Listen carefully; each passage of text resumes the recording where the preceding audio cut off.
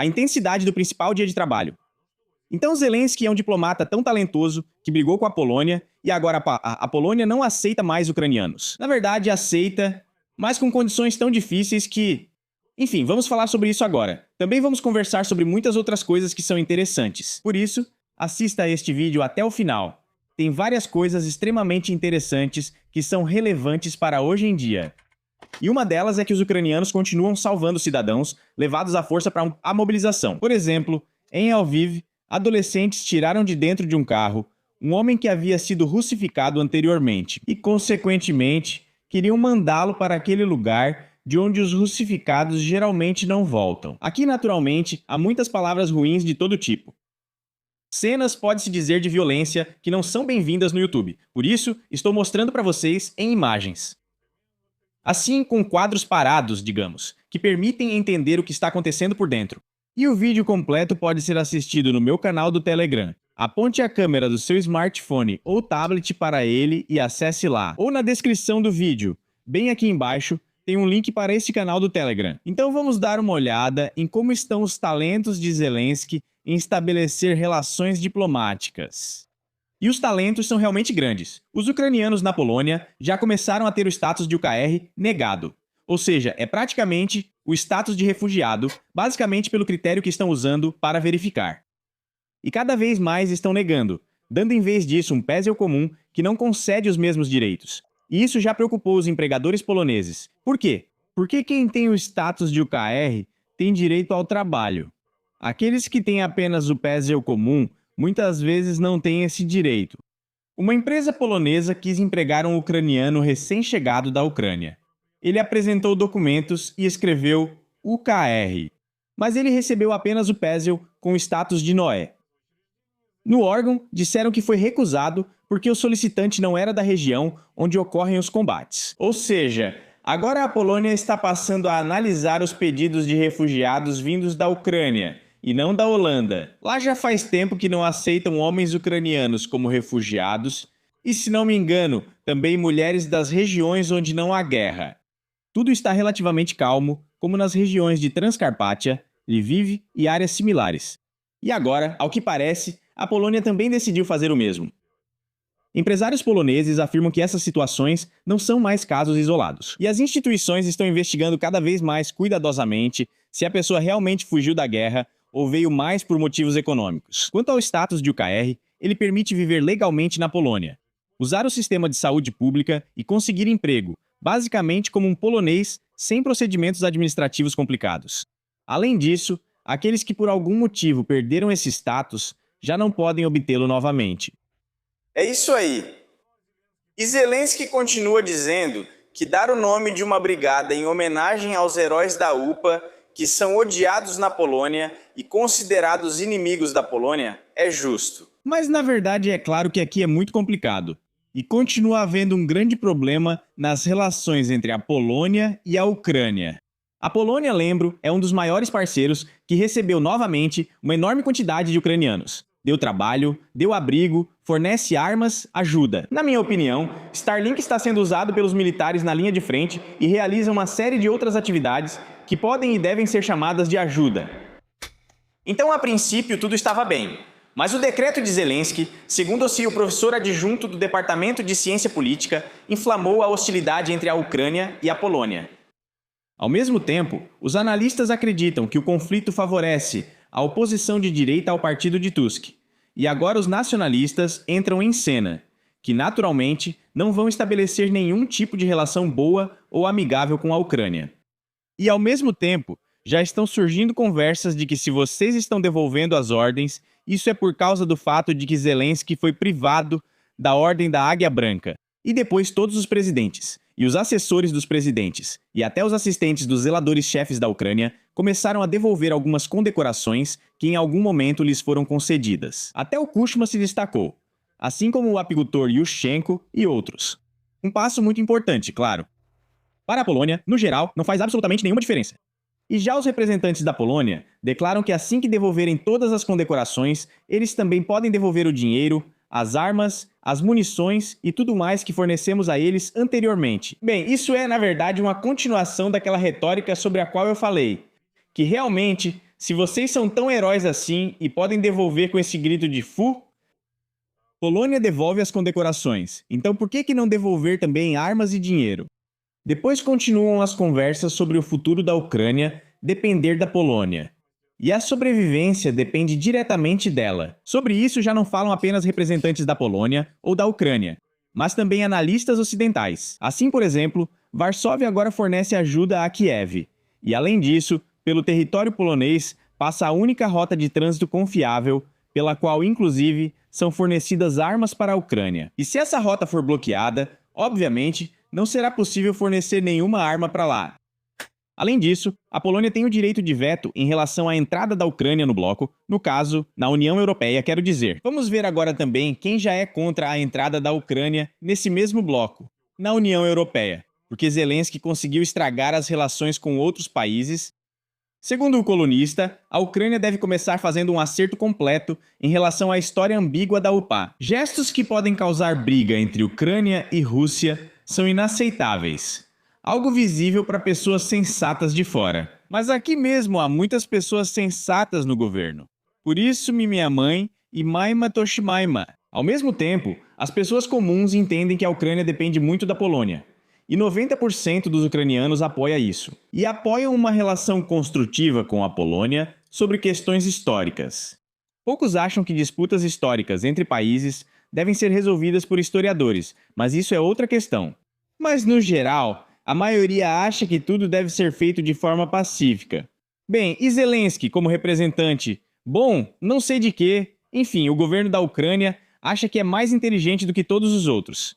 E fazem o que fazem, ou seja, brigam com antigos aliados, não reconciliam com antigos adversários.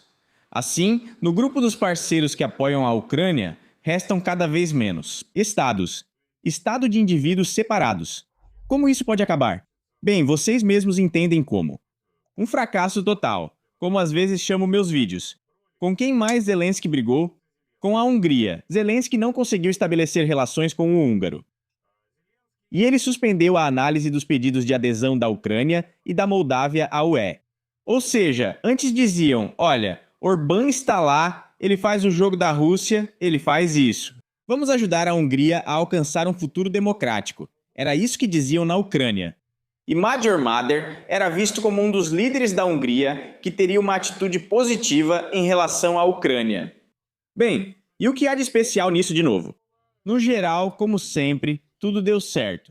E por causa do que, segundo as palavras da Hungria, não foram respeitados os direitos da Hungria na Transcarpátia, e agora a Hungria está bloqueando tudo o que pode. A Hungria adiou um passo processual-chave, necessário para avançar os pedidos de adesão da Ucrânia e da Moldávia à União Europeia. A Hungria fez isso na terça-feira e expôs sua posição, que contradiz as posições dos outros países. E a Hungria foi o único país que se manifestou contra esse passo. E para que esse passo seja implementado na prática, é necessária a aprovação unânime de todos os 27 países. Adiaram a discussão para a próxima semana, e o representante da Hungria não responde a essas perguntas, porque já está tudo claro lá. Ninguém vai apoiar?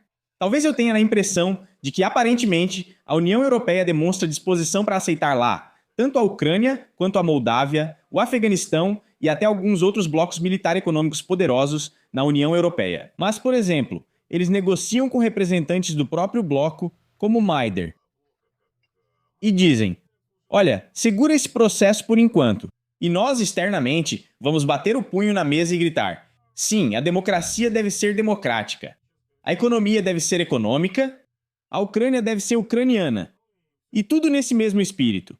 E aos poucos, todos esses slogans vão perdendo força, e a carroça não sai do lugar. E assim ele fica lá, abandonado tanto pelos cisnes, quanto pelo Lúcio e pelo Lagostin, enfim, por todos. Nada de especial está funcionando, mas novamente é importante citar as grandes crianças, filhos do Ministério das Relações Exteriores da Ucrânia, como Sibika, que também é extremamente talentosa. E as personalidades desses heróis são simplesmente lendárias. Bem, sobre a paz entre a Ucrânia e a Rússia. Recentemente, Putin declarou que no processo de acordos de paz deve-se seguir os memorandos de Istambul, digamos assim, mas também destacou a importância do espírito de Anchorage e das declarações de Putin. Pronto, aqui analisamos todas essas falas. Descobriu-se que tudo isso são apenas exigências de rendição da Ucrânia.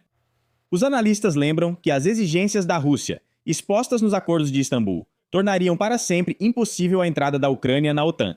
Imporiam restrições rigorosas às forças armadas e proibiriam receber ajuda militar do Ocidente. Bem, na verdade, nada de novo sob o sol. E aqui absolutamente nada muda. Embora, é claro, haja algumas contradições agora nas declarações dos representantes da Federação Russa. Aqui está, por exemplo, o que diz Peskov. Eu já postei isso ontem no canal do Telegram. Bem, vamos dar uma olhada juntos. De fato, a Ucrânia estava fortemente militarizada no momento do início da operação militar especial. E como disse Putin ontem, um dos objetivos era a desmilitarização da Ucrânia. Na verdade, esse objetivo foi em grande parte alcançado, porque a Ucrânia está usando cada vez menos suas próprias armas.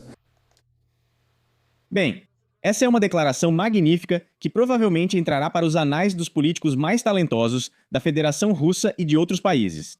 A Ucrânia se tornou, em todo esse tempo, o país menos militarizado, segundo Peskov. Bem, sinceramente, nem vou comentar isso. A Ucrânia provavelmente é agora um estado pacífico. Sem seu próprio exército, sem exército de drones, sem mísseis, sem a ajuda dos aliados. Não usa suas armas, tipo esses drones, flamingos, e Deus sabe o que mais estão usando por lá agora. Bom, enfim, simplesmente maravilhoso. Eu nem sei como comentar isso.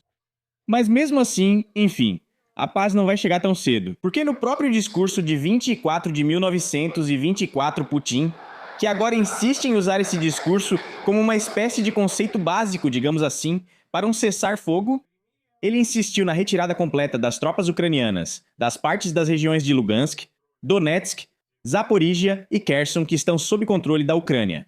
Além disso, ele insistiu que a Ucrânia desistisse de tentar entrar na OTAN. Mas aqui, aliás, pode-se dizer que a intenção existe, mas a própria OTAN já está meio que... Bom, a ONU está sempre expressando profunda preocupação.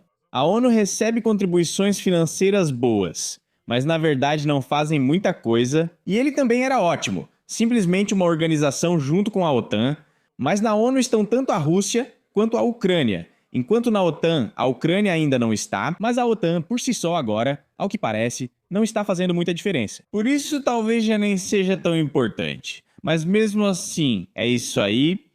Quanto ao combustível, continua a crise de combustível e o bloqueio do Estreito de Hormuz, que parece estar aberto, mas por causa das ações da Ucrânia na Rússia. Ontem saiu uma notícia sobre isso, mas não sei se é verdade.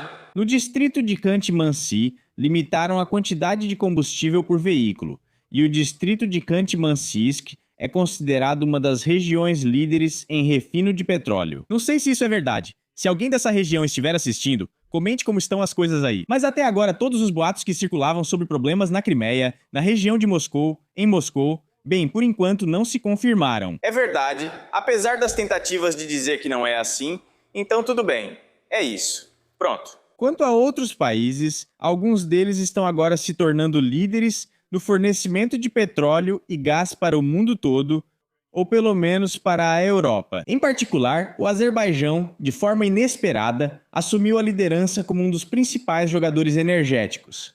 Não só na região do Cáucaso, mas também em uma escala mais ampla. O Ministério da Economia do Azerbaijão anunciou a assinatura de acordos com empresas dos Estados Unidos, Turquia, Sérvia, França e San Marino, totalizando cerca de 7 bilhões e meio de dólares. Um valor expressivo. O documento abrange as áreas de energia, investimentos, tecnologias digitais, inteligência artificial e recursos minerais críticos. Em tudo isso estão envolvidas as maiores corporações, a ampliação da cooperação com os Estados Unidos, União Europeia e Turquia e tudo mais. Ou seja, aos poucos, o Azerbaijão está novamente assumindo o controle dos processos petrolíferos e logísticos da Federação Russa. E há mais uma notícia sobre as conquistas da Europa, especificamente nas negociações de petróleo e gás. Isso aconteceu depois que a Europa se privou do petróleo e gás baratos da Rússia. Ela decidiu comprar dos Estados Unidos, se não me engano, no valor de 850 bilhões de euros portadores de energia, ou seja, petróleo e gás. Agora, 60% do petróleo e gás são fornecidos à Europa pelos Estados Unidos. Além disso, todas as fontes de energia precisam ser certificadas Ou seja, separadas, enfim, tudo isso. Simplesmente não se deve colocar todos os ovos na mesma cesta. A Europa agora colocou 60% ou até 70% dos seus ovos de petróleo e gás, por assim dizer, na cesta dos Estados Unidos. Ou seja, os Estados Unidos fornecem a maior parte desses recursos energéticos. Isso é bom? Não, é ruim, porque os Estados Unidos se tornam monopolistas no fornecimento de recursos energéticos para a Europa. O que isso significa? Pode-se aumentar os preços, pode-se brincar como quiser com as condições de fornecimento e assim por diante. Enfim, não há nada de bom nisso. Agora que ouvimos tudo isso, vamos ouvir o que os líderes têm a dizer. Hoje chegou lá um grupo inteiro de vídeos interessantes e eu estou ansioso para apresentá-los a vocês. Por exemplo, há uma declaração sobre Belarus e também há representantes da indústria de alimentos. Aquele ali embaixo. Antes ele trabalhava com Cheburek, agora ele é diretor do Centro de Tomada de Decisões Anticrise e ele está em todo lugar, sempre se metendo em tudo. De qualquer forma, diga logo, como está a fábrica dele fora da cidade? Essa parede aí é branca ou preta? Se ela é preta, por que tem umas manchas brancas? E o especialista vai explicar. Vai continuar pagando de entendido sobre Belarus, né? Você gosta. Vocês querem ou estão transmitindo para o mundo? Depende da opinião.